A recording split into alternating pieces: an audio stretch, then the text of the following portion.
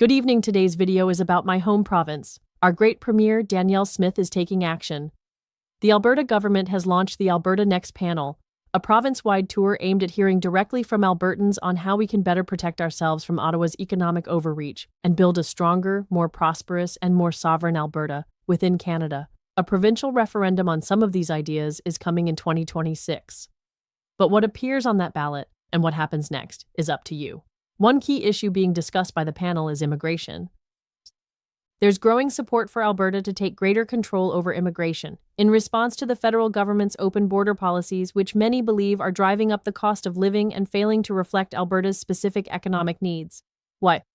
Let's not forget, Alberta's story is one of incredible growth, from a few 100,000 farmers, ranchers, and Indigenous peoples to over 5 million residents today.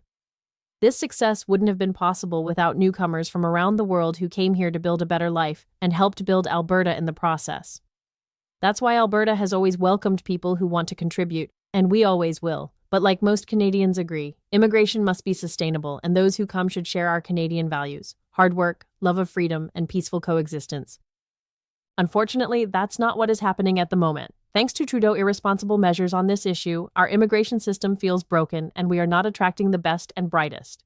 Millions have entered the country under looser rules, often with no proper screening, no job prospects, and no relevant skills. Before we continue, if you like my channel and want to see more videos, make sure to subscribe and leave a like. And the results of Justin Trudeau era, soaring housing prices, rising unemployment, and growing social divisions.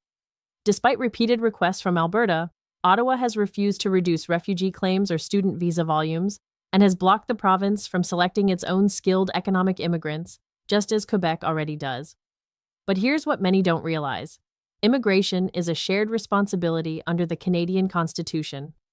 The federal government decides who enters the country. But provinces like Alberta provide most of the social services those newcomers rely on. So Alberta is asking, shouldn't we have a say in who comes here? One option being discussed. Alberta could limit access to provincial social programs for non-citizens or non-permanent residents who don't come through an Alberta-approved immigration pathway. This would prioritize newcomers who are best positioned to contribute to our economy while easing pressure on our public services. Would Ottawa challenge this in court? Possibly. Would it cost more? Maybe. But any additional costs could be offset by savings across our social programs. So now the question goes to you. Should Alberta take more control over immigration? Or should we stay the course and continue under Ottawa's current system? And how can we ensure the federal government takes a more responsible, targeted approach in the future? For more information and to get involved, visit alberta.ca next.